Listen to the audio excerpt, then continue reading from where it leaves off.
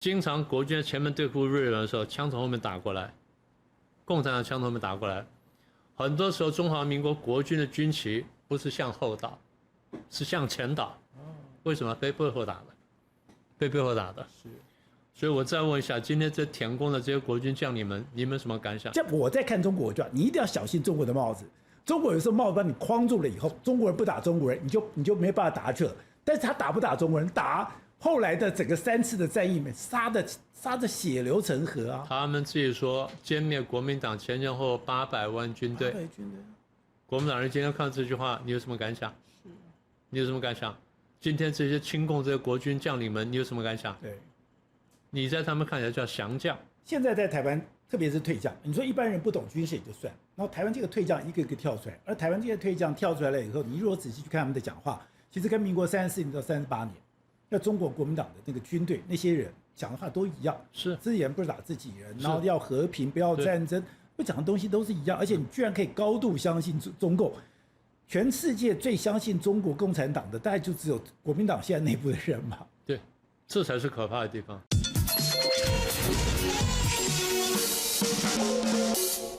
国民党现在不断的高喊和平，然后用和平的帽子，我就开始挡军购，我用和平的帽子，我向中共靠拢。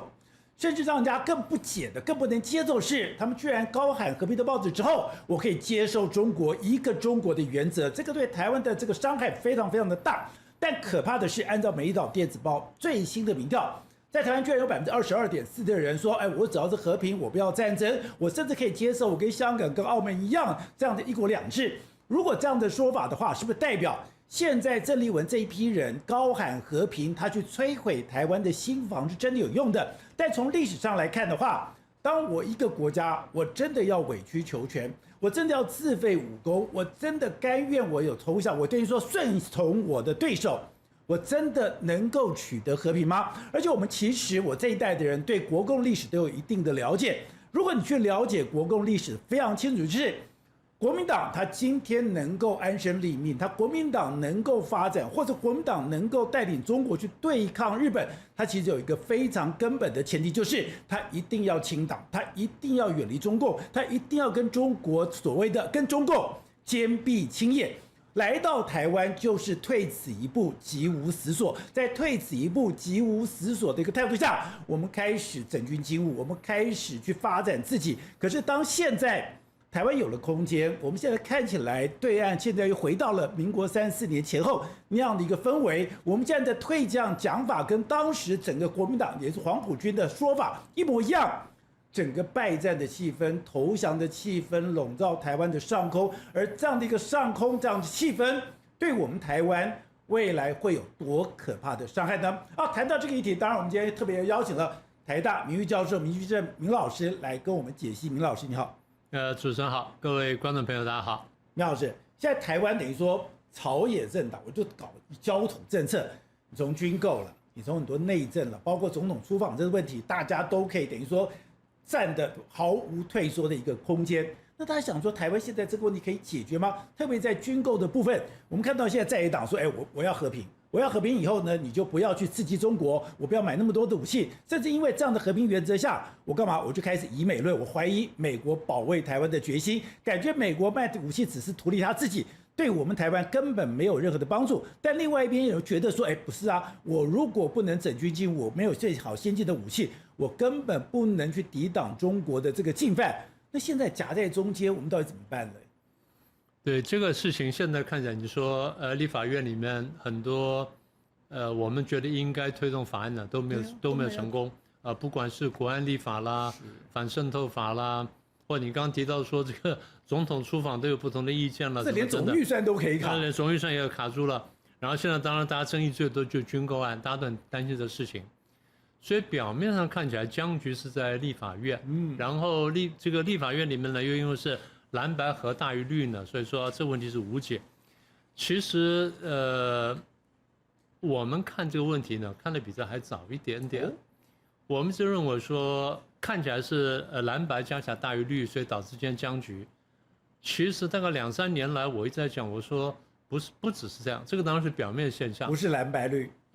当然是蓝白绿，但大家还忘了还有一个人，就是蓝白绿对抗的时候，背后还有一个红的在这边搞鬼，这才是最大的问题。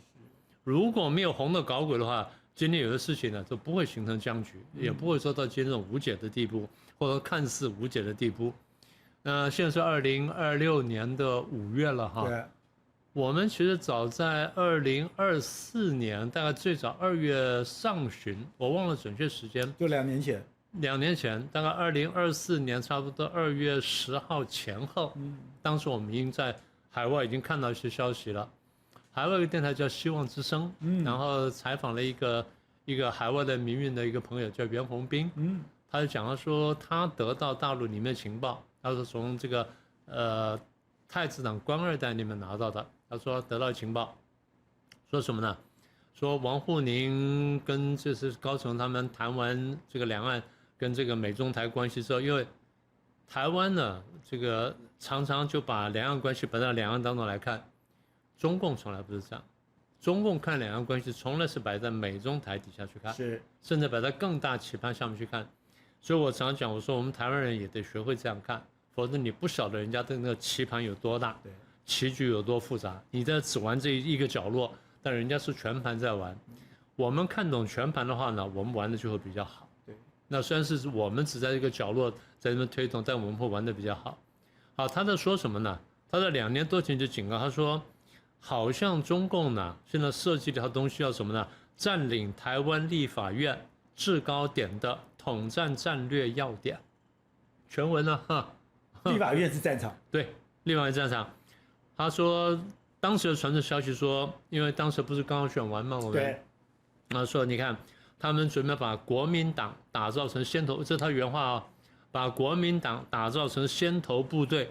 利用立法院当中的权力扩张来削弱行政权，是，好，很准确啊。然后点名了，立法院利用立法院里面的关键人物推动一些法案，用国会改革的名义呢扩张立法权，然后呢使得民进党政府戴上手铐脚镣，无法有效施政。手铐脚镣，讲得这么准确啊，这就全面焦土。对，2024年2月份。好，当时说的目标呢，就是对于国安立法的部分呢，要特别拦下来，然后政府的预算呢什么等等，当时军购案还不是那么突出，对不对？好，2024年2月份，好，那我最初拿了消息之后呢，当然这个朋友我是很相信，可是对于消息来源呢，我不确定，所以我半信半疑。后来3、4、5月，反正2月到应该是3月开始到5月。美国之音报道了，中央社跟着报了，是中央广播电台跟着报了，哎，慢慢就出来。然后我跟一些朋友谈了一下，他说，不能说不可能。后来等到这个蓝白合在立法院里面一波波这边挡这些案子的时候呢，我们说好像是真的，真的这样。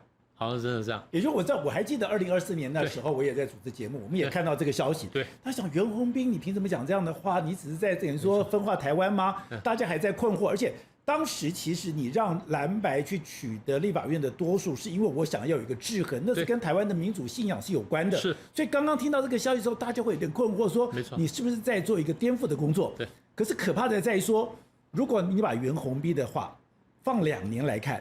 你现在完全按照他的理路，按照他的脚本在进行，对，一步步这样走。所以我觉得，如果真的国民党这样做的话呢，我觉得国民党有很大的误区啊。对，因为我自己从国民党出来的，我觉得国民党有很大误区就是不了解国共斗争史，然后对于一般的理论也比较轻视，但大家不晓得，中共对于国共斗争史非常清楚，这是第一点。第二点呢，中共对于理论呢非常在意。第三呢，中共把我刚刚讲说，把两岸关系呢，向来是镶嵌在这个美中台3方面来看的，甚至有的时候把俄国也拉进来，对，或把日本拉进来，所以中共看的棋盘比较大。我再说一次，如果我们台湾人看不懂这个大棋局的话，我们真的被人家玩死的，这才是最大的问题。而且这2天也传出了一个消息，就是王沪宁原来为什么可以当5朝国师、3朝元老？原来他就讲，他当时到了美国这时候，他其实写了一本书，叫做《美国反对美国》。也就是说，我到了美国，当然美国是一个非常富足的国家，可是你有很多的矛盾，比如说你的民主制度、你的种族冲突、你的两党之间的一些矛盾。我可以利用你两党之间的矛盾，我可以利用你的种族冲突，我可以利用你民主制度的一些缺失，我来反过来攻你。后来人就讲说，其实王沪宁这一套也现在用到台湾，用台湾的所谓的台湾反对台湾，也就是台湾现在有没有矛盾？有矛盾。台湾的朝野有矛盾，蓝绿有矛盾，我们的蓝白有矛盾。现在我就用这种矛盾，我在中间见缝插针。讲白了，国民党以前共产党讲打着红旗反红旗。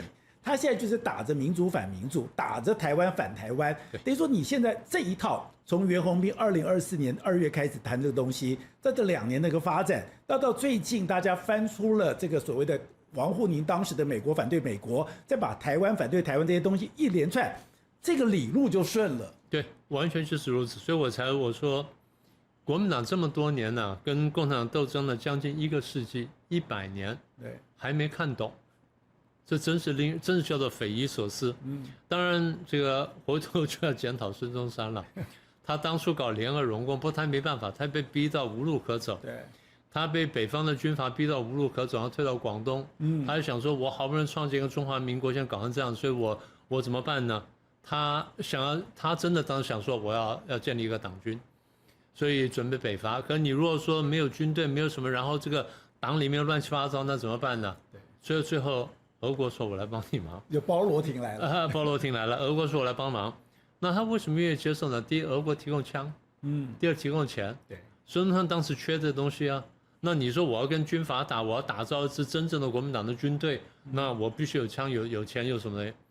然后这个俄国人跟他讲说：“你那个党不行，你那原来一个兴中会、一个同盟会都像是地下黑社会。”对。然后组织松散，你完全不是一个现代化的政党，不是一个能够革命的、能够作战政党。孙中山听进去了，他说：“我们帮你改造政党，所以帮助国民党真的改造国民党。”所以为什么国民党长得很像共产党？对，真的是这样来的，这一点不假，因为这是有战斗的需要。好了，那当时条件就是说，共产党人呢用个人身份，不以党的身份参加国民党。对。孙中山想说，那我既然有三民主义，然后我有一个政党，然后你们来，我把共产党精英拿来帮助我国民党服务，不是很好吗？对。他当然也担心共产党在里面搞鬼，但他当时坦白说选择也不多。但是我觉得当时的确国民党人犯了重大错误。共产党人以个人身份参加国民党之后，叫做联俄容共。共产党现在叫什么？联俄联共。联俄联共。就他连这话语上面他都不愿意吃一点的亏。我是联俄联共，不是联俄容共，是平等的。其实不是啊，当时讲的是你以个人身份参加。但国民党最大的一个失误在哪里呢？他们对权力不了解，或者说对权力的核心呢不如共产党了解。共产党呢，其实早在列宁，甚至再早一点点，在马克思时代呢，对权力的理解呢比国民党深很多，深很多。我举一个例子就好。共产党人用个人身份参加国民党之后，把国民党跟军校里面的关键位置全部拿下来。我举例给你听，组织部长谭平山，组织部管什么？管人事的。好，第二，宣传部管文宣的，谁来负责呢？毛泽东代理部长。毛泽东也进去了。毛泽东还不但是这个，还在中央执行委员呢。然后再来农民部叫林祖涵，也叫林伯渠。对，他的秘书叫彭湃。都是共产党人。工人部呢叫做廖仲恺，廖仲恺是老国民党，但他是国民党的左派，国民党内的左派，国民党里面最亲近中共的那一派，以廖仲恺为代表。他的儿子叫做，然后再来是叫廖辉吧，一路负责侨务工作，对付我们，对付台湾，到现在。就当年他还特别拿了一个邓小平的信给这个蒋经国。所以要希望两个人能够见一次面，没错。所以国共之间的桥梁后来是由廖仲恺家族来。对，没错，是因为国民党左派啊，这是党的部分。军校的部分呢，总教官叫恽代英，共产党人。他的秘书呢，然后教授，他也是教授部的副主任呢，叫叶剑英。叶剑英，后来的10大元帅之一。对。然后政治部主任周恩来。政治部主任的副手呢，叫做聂荣臻，10大元帅之一，后来负责什么飞弹啊、什么的核弹的，对吧？所以你看，党里面也好，军队里面也好，除了校长是蒋中正之外，其他里面关键位置呢，全部被共产党拿走。所以你说国民党对权力这么不理解，对共产党这么不理解，实在是荒唐。那共产党进来之后，不是进来就算了，大搞分化。简单说就他们准备把一个蓝色的国民党从里面渗透着，慢慢把它改造成有红色的国民党。所以他的策略永远都是在寄生国民党，是寄生之后再把它变成是红色的。对，然后等到我撞到之后，我帮你一脚踢开。这个东西跟《水浒传》上差不多，那我们都看过的事情。共产党进入国民党里面就开始分化国民党。你反共，所以你是保守派，你是顽固派，你是反动派。然后他呢比较亲共，像廖仲恺他们比较亲共，他们是这个进步派。大家听到进步都很高兴啊，我是进步派，你是反动派，你是弱派，不自觉就笑他。这事情不好意思，我后来在国民党高层里面都看到类似的话语，虽然不是这样讲，但彼此就讲，我说你们讲的是共产党的话，他们不觉得。进步派跟反动派，他们自己不觉得。他当然词语不是这样，我现在不重复了。词语不是这样，但意思是相同的。我比较进步，我比较什么，你比较落后，你比较反动。那他呢？他无所谓，他是中立派。这些人还自己高高兴把帽子戴上。你看，我是进步派，然后我是中立派，然后那个被打成反动派，觉得我是反动派，有点不好意思。国民党里面就分化了，不断的丢帽。共产党自己说我是帽子工厂。我丢帽子给你，你高高兴戴上之后你就这个人。所以国民党里面就开始分化，所以后来你看搞得一塌糊涂。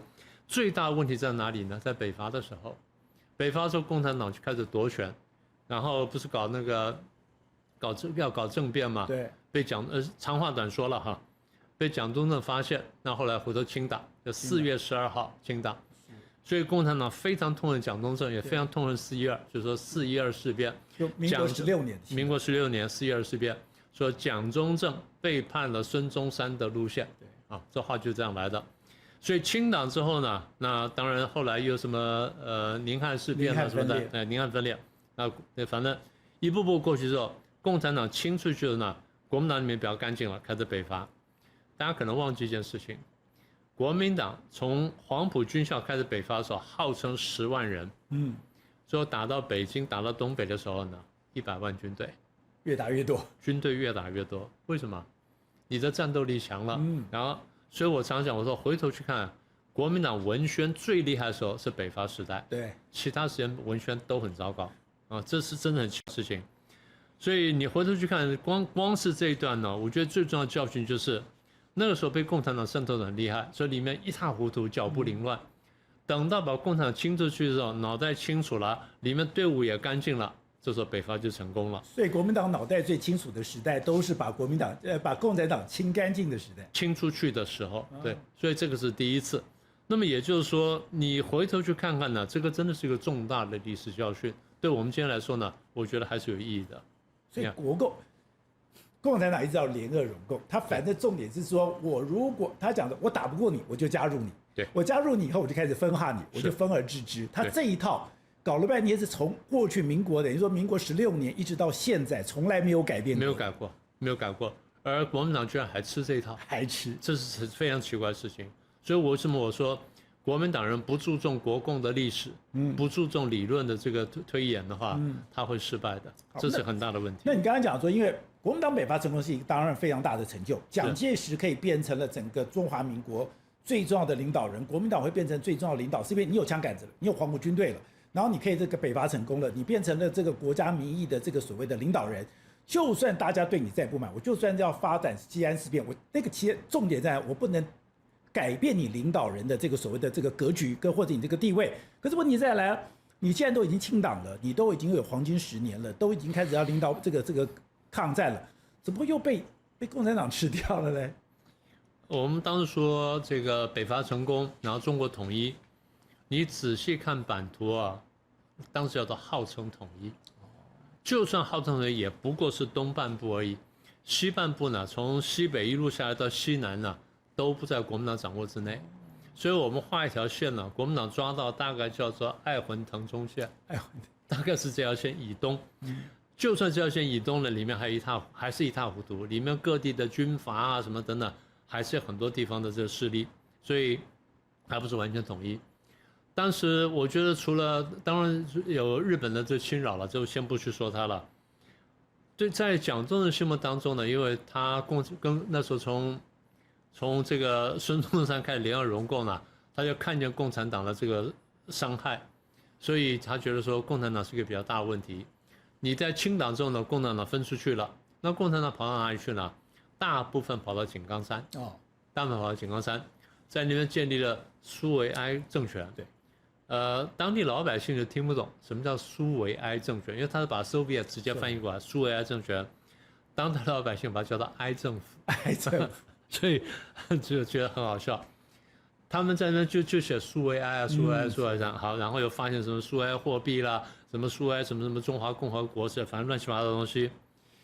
蒋中正看在眼里面，觉得说，对西部呢，我当然要处理，但是现在看起来心腹之患呢还是共产党。对。因为他跟共产党交手过，晓得他还去苏联看过，晓得说这是一个比较强大的对手。为什么呢？他们有思想，他们有一套理论。我们国民党有一套理论，共产党有一套理论。共产党那个理论呢，有他厉害的地方，这个不能小看。所以他说我要对付对付共产党，所以去5次围剿。所以攘外先安内，攘外先安内，这个理论是对的，但是这个口号这样讲呢，有点不太好听，所以我说国民党文宣比较不行，问题在这里。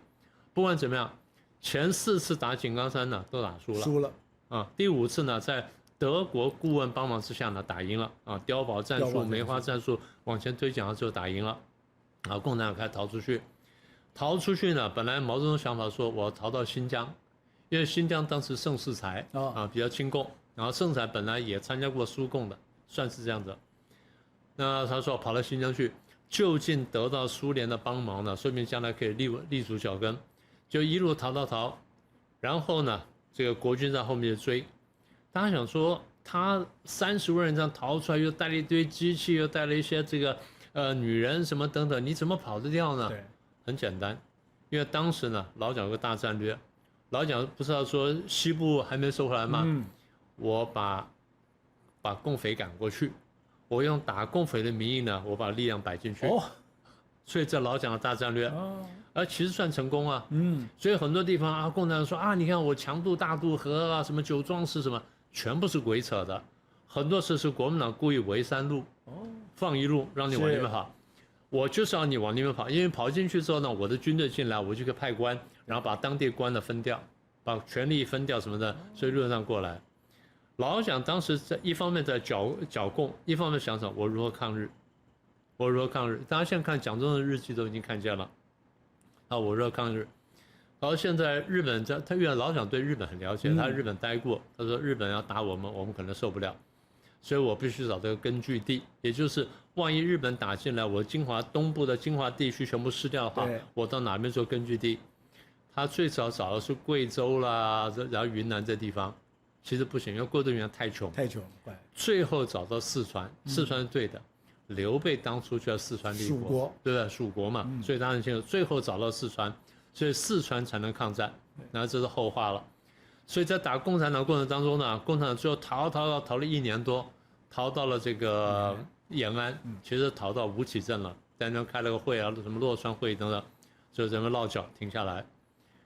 然后这日本人不断侵略的时候呢，这下给了共产党一个机会，最后没办法，77事变爆发。我们长话短说，我觉得这边有一个很有趣的事啊，我觉得中国很会用一个帽子来框你，比如现在用一个中国框你。对。可是我记得那个什么，他弄了一个口号：中国人不打中国人，就是因为中国人不打中国，你不要再打我了，我们要一致对外，就是用中国人不打中国人去搞东北军，然后在东北军那边唱我的家在松花江畔。然后呢，搞的这个所谓的张学良搞这个西安事变，西安事变了以后才不得不说我要停止剿匪，我在全力对抗。对，所以蒋介石跟蒋经国2个人最恨的是张学良。你没有搞西安事变，今天不会这个样子。没错。但是你被什么搞到？你就是被那个大帽子。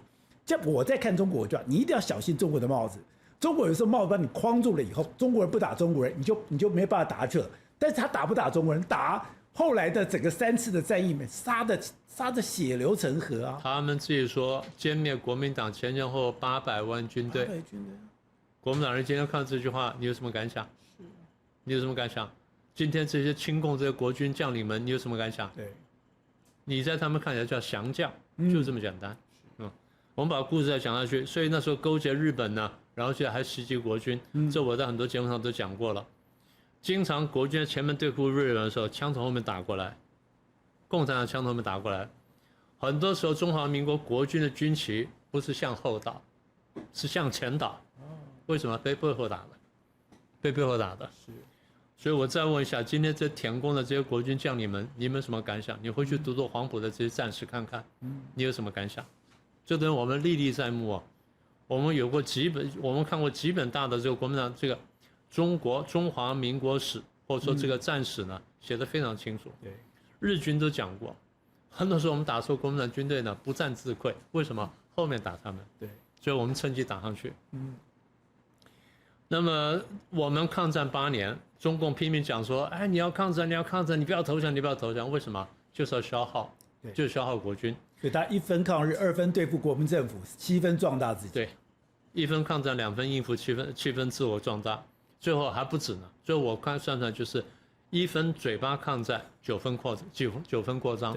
最后扩张到什么地步？他之前得意讲，我的军队呢，正规军90万到120万，我的民兵呢200多万，我加起来300多万。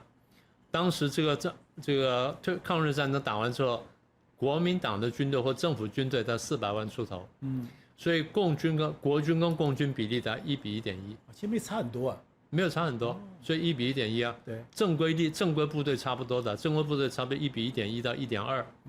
所以后来我到大陆交流，他们还讲说，哎，国共内战第一枪是你们打的。我只问一句话，我说好，如果1946年我不开第一枪，你永远不开第一枪吗？你敢保证不开枪吗？对。不，你不开枪，你搞100万军队干什么？不止100万军队，他们自己讲了，我建了19个边区政府。对，就是我有个19块根据地。对，稽查什么的。这晋察冀边区啊，什么晋冀鲁豫边区什么的，好，19个根据地，在这19个根据地里面，我可以直接统治9000万的中国人民。当时中国人口拿到4亿5千万，他拿到9000万，差不多20%左右。在这对这20%人口，第一可以征兵，第二可以征粮食抽税，第三我征工人，就全部帮我做工。所以就利用这些利益呢，而且他们的这些根据地在什么地方呢？都在华北、华中地区，所以都在中国很精华的地区。那么当时国军呢，其实还在西边，因为被日本打到西边去，所以回来的时候其实有很大的困难。中共其实后来在中央呢，形成了品字形、三角形品字形，四面可以出击，可以互相呼应。国军反而被切割。那更大的问题是，反而是国军内部被渗透得很厉害。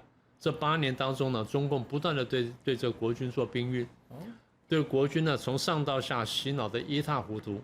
然后坦白讲啊，你回头看当时文宣战场，在抗战8年当中，文宣战场中共是占上风的。国民党的文宣呢，坦白说是失败的。对，你说对日本啊，对日本我还可以讲出话来，但共产党说什么？你没有抗日，是我在抗日，这话他都讲得出来，而很多人还相信，相信到什么地步？很多青年大学生跑到延安去抗日，你不是开玩笑吗？那抗日的战线第一线根本不在那，你跑到延安抗什么日？可他这样讲，就有很多人相信。那当时你回头去看看，你对那时候的文学如果比较熟悉的话，什么茅盾啦、老舍啦、巴金啦、丁玲什么等等，这些全部是左倾的。对，也就是说，在文宣战场左倾，在小说在戏剧上全部左倾。整个文宣战线呢被中共占领。今天台湾情况呢也相当危险，所以中共有了100多万的军队，然后200多万的民兵，9000万的人口，然后这么多根据地，最后发动内战。那当然再加上这渗透国军呢，国军被打得一败涂地。那好笑的是，当初呢，这个打败我们，把我们从大陆赶出来的是共产党，然后今天呢，天天开飞机、开军舰过来威胁我们的共产党，而今天的国民党人说日本人最可恨，你怎么老是记得昨天敌人，认不得今天敌人，这才是最大问题。而且我知道这个部分，很多人就回过来看，就是对郝柏村开始有一些敬意。郝柏村就是说，你看到现在的退将，他完全倒向中国。可是我记得郝柏村到了中国的时候，他当然也回家也去拜，可是他不跟中国任何官方人见面，而且他在中国特别讲了一句话：你们要先承认抗战是国民党打赢的，我们才有办法谈。而且在整个抗日的过程里面，所有的死伤的最重要的将领，包括淞沪会战，那个真的我们最精锐的部队全部死在那个地方。就你共产党完全靠嘴皮子，你完全是在那边消耗国军的力量，然后你先把所有的战果都拿去了。我不能理解是说为什么这些退将，你还要是黄埔军的，你们当时讲的是，你是挂着青天白日的这个旗帜出来的，你们对这些东西居然可以忍气吞声，你们可以接受这些东西。对我来讲，我是完全不能忍受。这个是你的血跟泪所组成的，这是你的生命所组成的。你居然把你的血跟泪、你的生命所铸造的历史，你都可以被对方去这样子一笔抹杀，那你的人格、你的价值根本完全不存在啦。这就是我感慨的地方。你回头去看看那个当时抗战，最后的这个结论是，最后的结果是这样的啊。国民党在抗战当中，或国民政府军的抗战当中呢，阵亡的将军呢200多人，全部在忠烈祠里面，一个不少，啊，200多人。共军号称呢，阵亡2个将军，啊，一个从马上摔下来的，一个是得被疟疾还得什么病死掉的，他们号称是抗战时候死的，啊，或者这时候死的。那你光从这数字来说的话，你怎么去比？对，然后再从这个，就是大家常讲说抗战谁打的，这些国民党将领们呢，真的应该回头去看一看这个抗日战争史。如果你这么恨日本的话，当时呢，这个国民党这么打了这么多场战争呢，我们说会战呢，会战号称呢是10几场，每一场会战呢，我们看的国军跟日军的战史，我们对比呢看得非常清楚。所有的会战，全部的主力军队都是国民党军队，都是就是国民政府的军队或国民党军队，没有一次共军是主力。对，共军只有2次啊，算是参加战争，一次叫平型关，林彪的部队呢，用这个1000多人打了日军的什么一个辎重部队啊，打了什么卫生部队，然后抢一些东西下来。当时国民党帮他宣传一下，因为国民党希望用这个东西去绑住共产党，希望你也来抗日啊，这第一个。第二什么号称百团大战，出了大概30几个团，然后叫做百团大战，就后来彭德怀被批评过早暴露我军实力。对，啊，这个大家都很清楚的。所以今天国民党的一些退将，或者说国民党党主席还在讲说啊，日本多可恨多可恨，那你为什么不想想看共产党把你打成什么样的？你的3场大战怎么打的？这个东北会战，东北会战呢，坦白说前面打的还算是可以，是，对不对？那后来最大问题在哪？在卫立煌，东北剿总司令，东北剿匪总司令，卫立煌呢，当时老蒋总统跟他讲说，你这个退出沈阳，然后呢，你调动军队去打锦州，他抗命，他说我的战略观点跟你不一样，他说我要固守在这里。就最后眼睁睁看到东北的这个国军呢被一步步消灭。当然东北国军被消灭了，我们自己有错误有失误，但是呢，你卫立煌的本身呢见死不救呢，对，有很大问题。因为当时林彪的策略就是我是围长春、攻锦州，然后守塔山，然后这个3角策略里面，我就是围点打援，把你所有的部队一个一个剿掉。如果当时卫立煌去救援，你离开沈阳去救锦州的话，锦州一拿下来，就情势就不一样了，长春跟塔山就松掉了，对嘛？整个情势就不一样了，所以大家觉得说有很大的问题。当时这个国民党这些情治单位就说卫立煌可能是匪谍，那时候当时已经这样讲，可是老蒋当时没有把握，老蒋也不太敢相信，因为跟他这么久了，所以也不太敢相信。后来卫立煌只是关禁闭啊，然后最后这个跑到国外去了嘛，这个大陆的丢失者跑到国外去，1955年回到大陆。毛泽东是非常高的礼节接见他，还说什么？卫将军是我们自己人。对，这句话很奇怪。自己人。对，所以大家觉得说是不是地下党员？对，其实这种事情非常多。然后后来我们陆陆续看呢，真的是不少。所以这第一场大战。那另外我就跳过去了，再一场就是平津战役，就是北平跟天津战役。天津战役的陈长捷还打了一场硬仗。还算是打得不错，虽然最后算是打输了。最不可原谅的是傅作义，50万大军守北平，就一枪未发。他女儿傅东菊是匪谍，傅东菊天天来游说傅新。第一次游说的时候呢，傅作义把枪往桌上一摆，说：“你再讲我就毙了你。”傅东菊不管，继续讲。傅作义这枪始终拿不起来。好了，枪拿不起来，傅东菊跑去报告了。中国那边研判说没有毙你，那就没有问题了。你明天再去讲，天天讲，天天讲。讲完之后，傅作义问什么？他说：“他们给我什么条件？”谈条件。他们给我什么条件？问出这句话，中共晓得，那你完了。所以中共后来自己吹嘘说，两军对阵的时候，每天知道敌军最高统帅的心理动态，在人类战史上面没有看过。都为他女儿，都为了他女儿傅东菊。傅东菊最后晚年的时候潦倒而死。这个都是很重要的下场，将来我们就继续再说。如果你喜欢今天的内容，欢迎你斗内相挺，用一杯咖啡、一杯好茶的心意，支持团队制作更好的精彩内容。而你的超级留言，我都会认真看的。那再来就是北边打输了之后呢，各位注意到长江以南国民政府军队没有打过一场像样大战，对不对？局长就丢掉了，为什么呢？很关键点，平津要塞丢掉了，对不起。很重要一点，江阴要塞丢掉了。江阴要塞丢掉是用吴浩文叛变。吴浩文这个人呢很奇怪，当年是冯玉祥的旧部，投降过日本，后来又跑回来，然后又参加了国民政府军队，然后又得到重用，就守江阴要塞。中共其实很早就做他工作，那么他也在动摇，因为中共大家知道，中共对人的历史呢，对个人历史研究很仔细的。我有听过说，他们每一个台湾重要的人，他都有一个特别档案。我在北京碰过研究我的人，专门研究你，研究我的人，因为那时候我们在北京吵架，在国台办吧开会吵架，吵到最后有人讲说，明居正你不要太嚣张了，你不要以为我们不知道你干过什么，你什么时候干什么，什么时候干什么啊？如数家珍。我说佩服，你们共产党就会搞这事儿。我说你们把这精神拿去搞经济，中国经济不知道会多好。后来搞了经济了，所以他要搞懂人才可以搞懂渗透。对，他就真的是研究了每一个人。后来陆续了，反正我有朋友从大陆回来说，有人又从哪里跑来问你的事情啊，所以我陆续都知道这些东西，所以这也没什么了。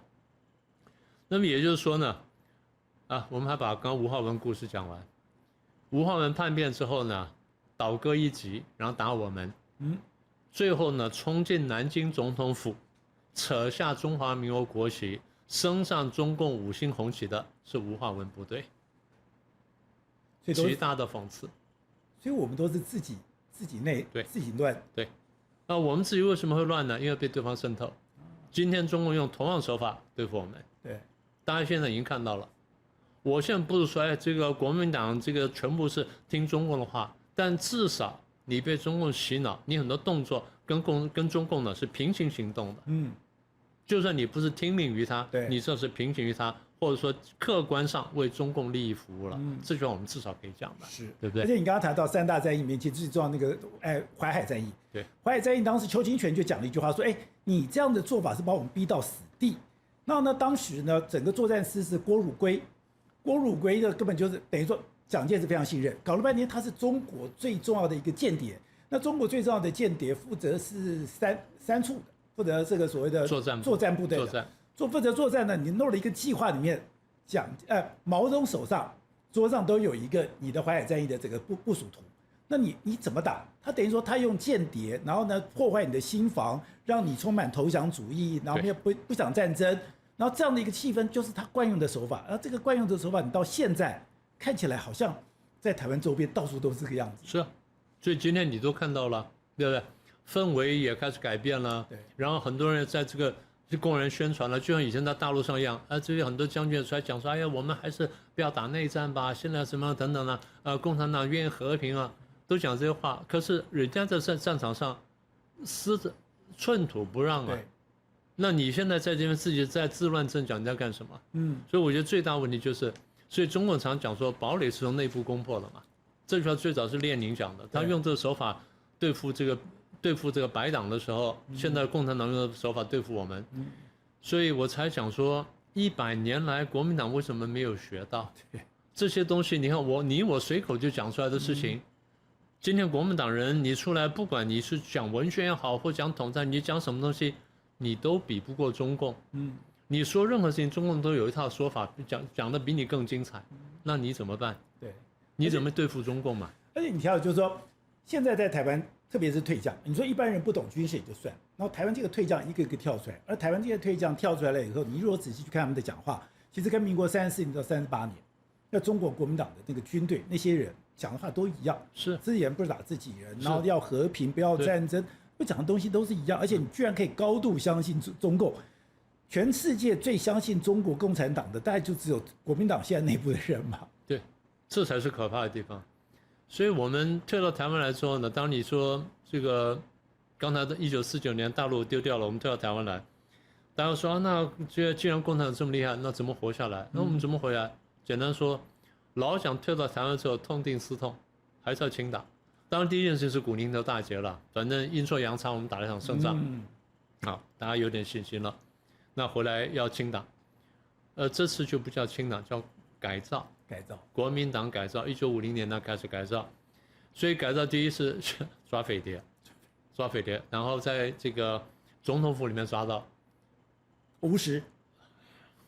当时呢，因为美国是这样子了，美国的文官政府那一块呢，对于老蒋总统呢有很大意见，很不喜欢老蒋。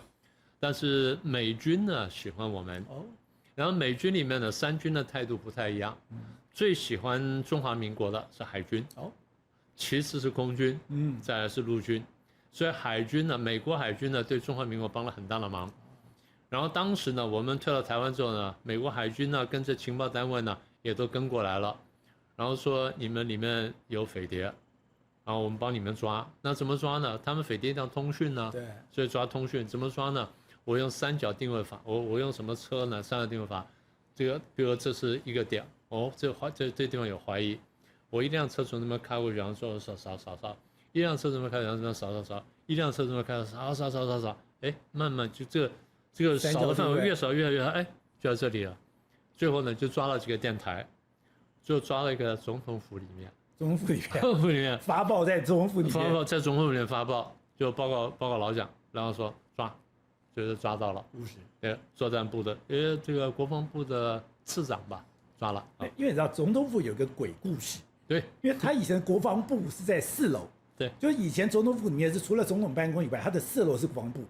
那国防部以前是有宪兵在这个盯的，那就是有一天他就是那个间谍在里面偷东西，在里面拍东西，就宪兵经过，这是真实的故事哦，宪兵经过。然后呢，他出来被宪兵发现，就那个人很厉害，他就把宪兵给宰了。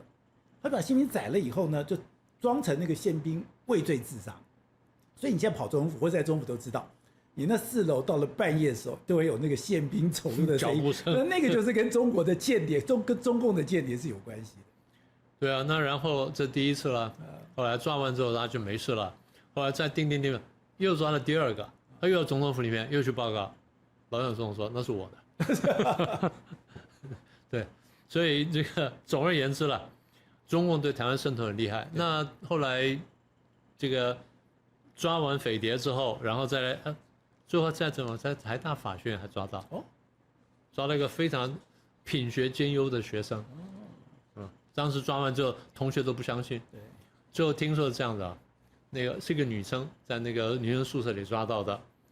他把一些情报呢藏在蚊帐的那个边缘，那是用蚊帐嘛，蚊帐不是有边嘛，藏在那边里面。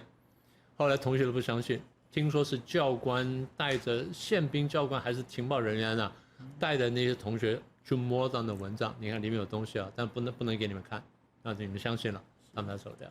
听说是这样，反正就是前面学长姐传下来的故事了。所以它是全面渗透，而且中共渗透学生是很常见的事情啊，对不对？刚刚不是讲说跑到延安去都是大学生吗？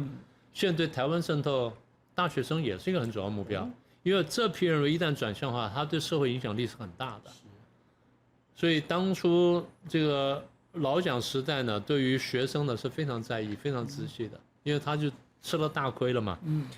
清党完了之后呢，把国民党内部的共产党都清掉了，然后重要一件事什么事情呢？明确反共路线。所以老蒋总统大家常常骂他，我觉得他对台湾有很多贡献了，这个我们有机会再说。最大的贡献就是第一，他没有投共，他可以投共的，他没有投共。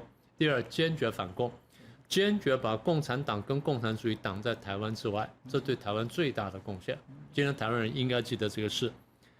当然我们运气还不错，因为后来韩战爆发。对，韩战爆发之后呢，老蒋总统就跟麦克阿瑟讲说：“我帮你打。”麦克阿瑟也很愿意，因为他觉得打起来吃力啊。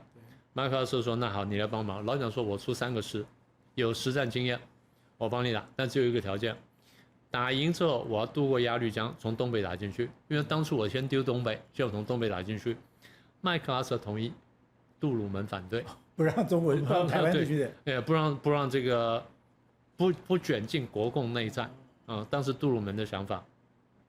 反正美国犯了重大错误。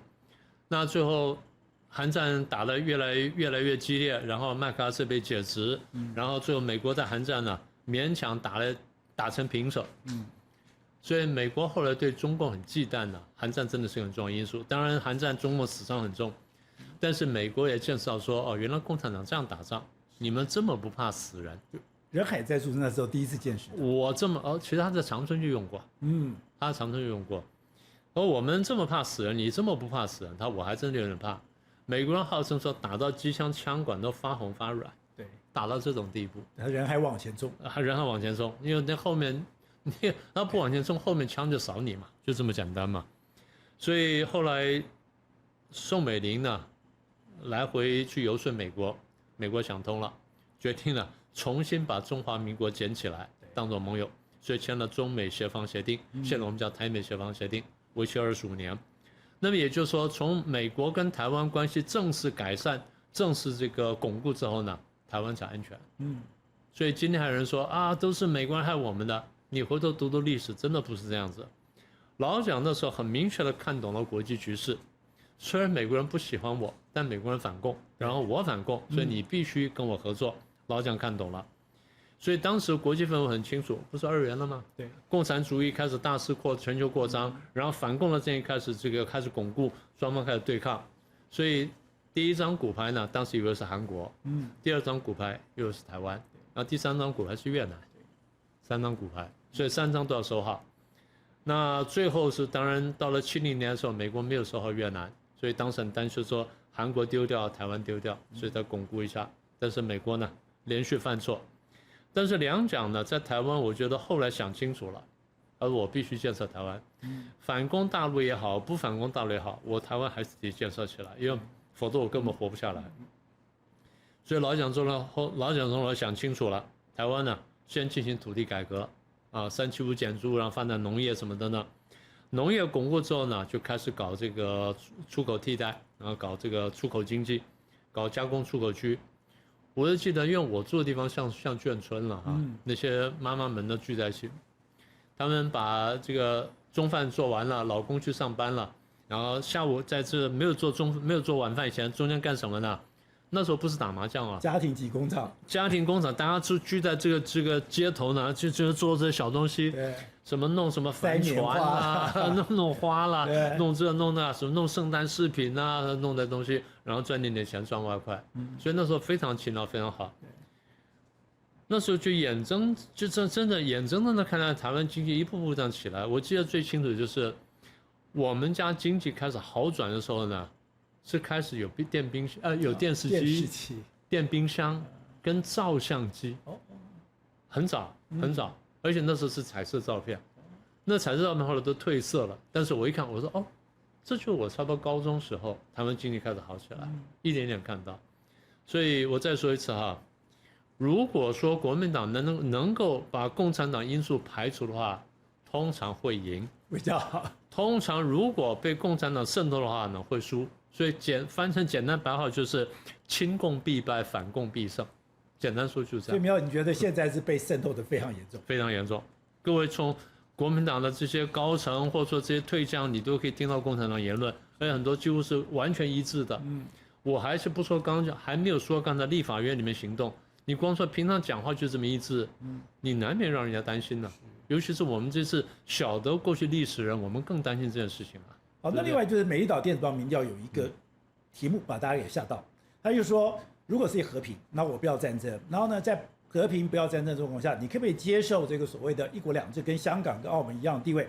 就有22.4%的人支持，那22.4%就当有400万人支持，那这是一个非常可怕的数字。那是不是代表说，其实如果真的碰到两岸的纷争的时候，台湾的这个所谓的抵抗的这个决心，是不是会被人家怀疑说你中间是有打折扣？还有这样。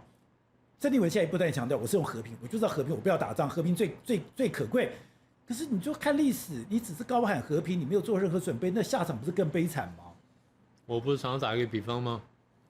金人去打南宋的时候，南宋不断跑去跟金人讲说我爱好和平，你觉得金人就不打你了？那个时候你若不杀岳飞，我重用岳飞，然后巩固国防，然后再去跟金人谈，你觉得会不会谈得比较好？当然，对不对？逻辑就是这样子嘛。今天不是一样吗？对，你说有20%人，有22%人说可以接受一国两制，你不要忘记，68%人坚决反对，是3倍啊。到时候真的仗打起来的时候，你觉得20%真的会投降吗？还有最后他还是要打仗，他最后会看清楚的吧？所以我觉得还是刚刚的问题了。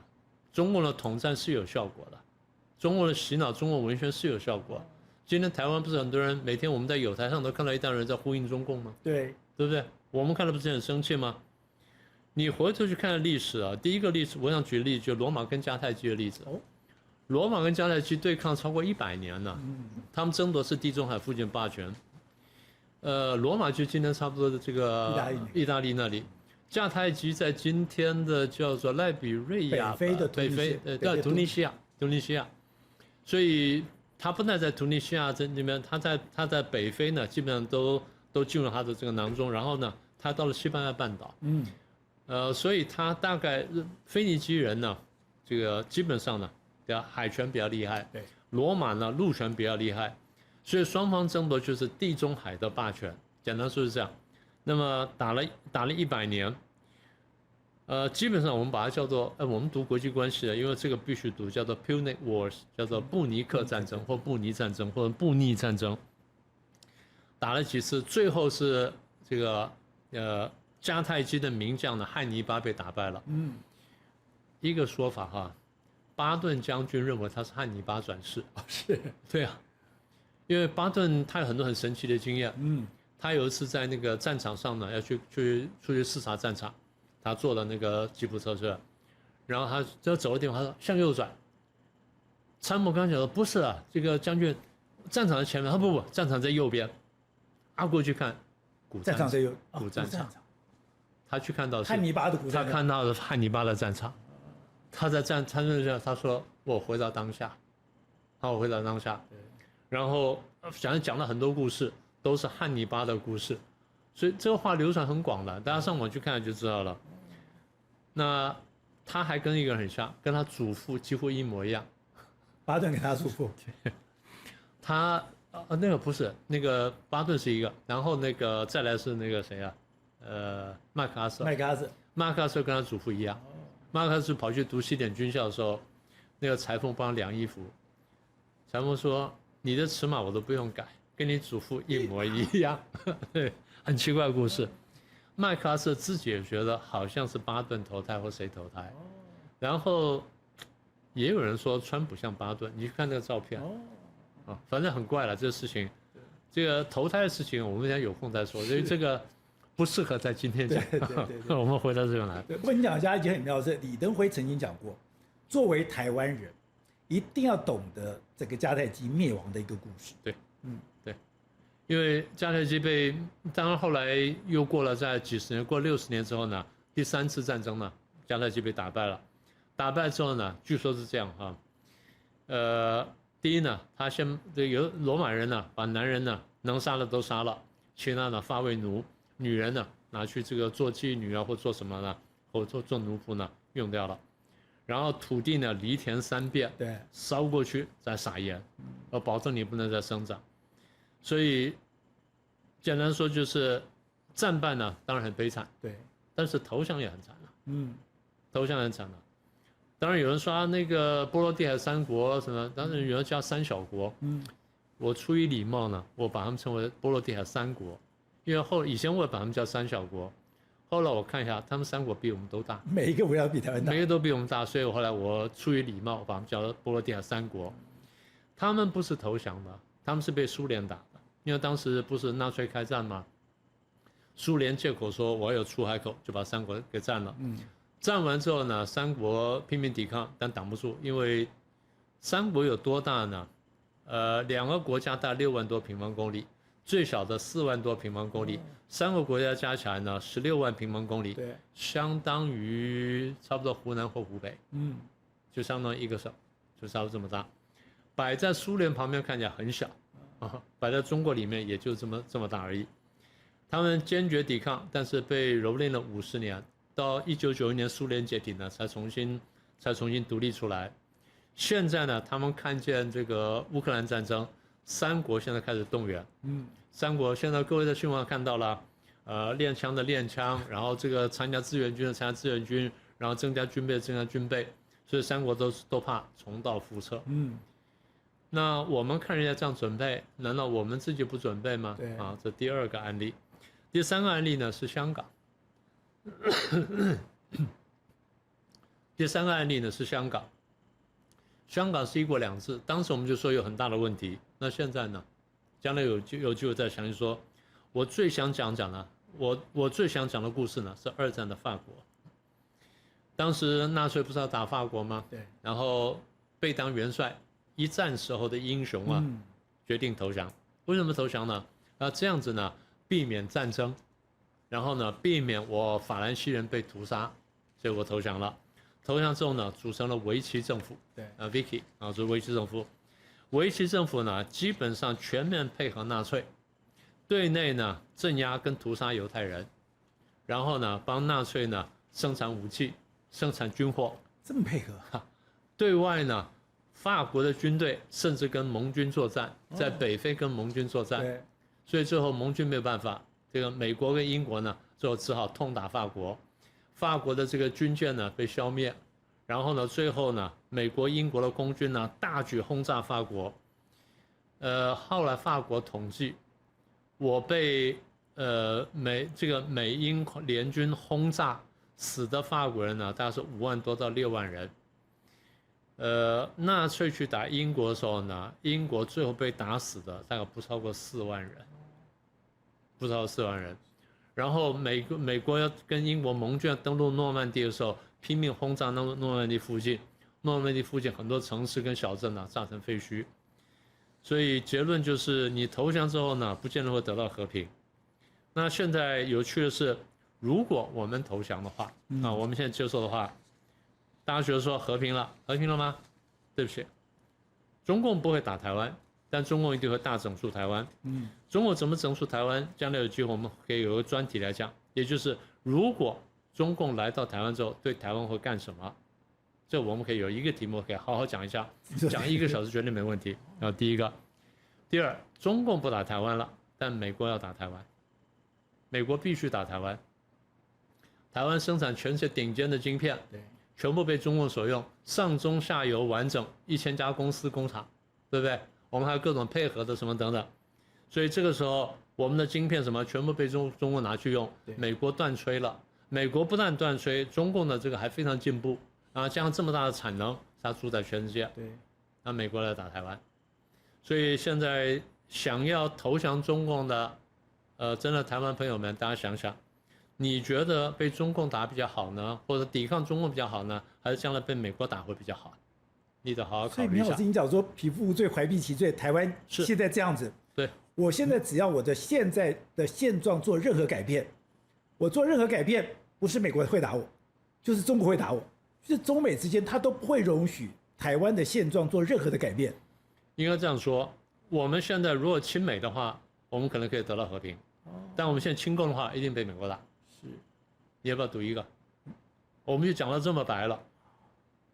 现在因为现在照大家逻辑推演下去，就走成这样子嘛。再回来刚刚讲说民调22点多，我记得前面做过民调，对，很早以前差不多是10%左右，就10%人愿意接受1国2制，现在看要高起来了。前2年有几个类似民调，一个是28点几，一个是24%点几，对，现在是到22%，我觉得是下降。我觉得是下降，而且更何况就是有些问题呢，你看他怎么问是有误导性的。还有一点就是啊，这个因为我过去也做民调，我们对民调有一个理解哈，老百姓对这问题的反应呢，跟这2个礼拜发生的事情很有关系。2个礼拜之前的事情他不太记得，他比较是根据现在情况他去做反应，而且很多老百姓他不一定了解真的后面，就你如果投降中共之后，中共对你干什么，他不一定很了解。所以将来我说有机会呢，我们好好谈一谈。不过我的结论还是这样了，我们读政治学的，我们基本上相信人性，人性是不能容忍暴政的。如果大陆老百姓现在一天到晚反抗的话，我们干嘛去参加这个大陆老百姓？我们不是应该帮助他，就是摆脱暴政？坦白讲啊，大家常常想说我们要下架台独党纲就没事了，不是，下架共产主义全世界都好啊，这不是更好的，不是一个更好的方向吗？对不对？不过苗老师最后就是你刚刚谈都把我吓到，是说我本来不会那么担心，可是下礼拜川习会要见面，川习会见面这次最怪的是它有3个主题：台湾、经贸跟伊朗。那台湾从来没有是谈判桌的话题，就台湾一直都是一个私底下。它是中美之间最敏感的话题没有错，是中美之间最敏感那根针也没有错。可是它从来没有这么明显的，而且在还没谈判之前就已经确定这3个议题。那台湾的议题被拿来公开这样谈，那不对台湾来讲很值得注意，或是很危险的一件事。当然是啊，当然是啊。那说不定有空我们可以谈一谈这题目。就是我们在下礼拜就是川习会的时候，那苗老师我们也特别拜托他，在我们的节目里面好好谈，就是川习会如果真的把台湾放在台面上。那个对台湾来讲，到底是一个我们怎么看待？我们要多么样的小心？还有就刚刚讲到的，你从不管是迦太基的历史，你从这个波罗的海的故事，或者你从法国的故事就很清楚，就是说，如果你和平没有实力做后盾，你如果没有实力做后盾，你只是一味的这个委曲求全，你只是的一味的去讨好对方，你只是想要投降，你最后的命运都会极度的悲惨。其实很多人比较的是，你看芬兰跟波罗的海3个国家。2个国家勇敢抵抗跟不勇敢抵抗，最后生存下来的尊严跟实力，那是天差地远。非常谢谢苗老师。哪里？谢谢主持人，也谢谢各位观众。非常谢谢您的留言，而您的留言我们都会来仔细的阅读。我们非常谢谢施娜77，你说谢谢我们的制作团队的精良内容，他小小心意，我们也感受到你的心意，我们也会努力的来制作您喜欢的一个内容。那我们也非常的感谢这个是 Bo Dream Came True Bo。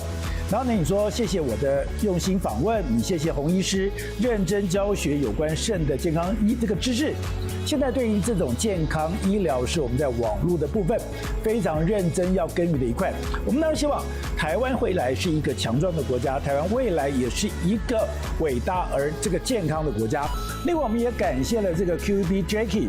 那你说我们导正了台湾往正向的道路的无形力量，这就是我们努力的方向。因为我们相信说，走对方向，走正确的路，比什么都还重要。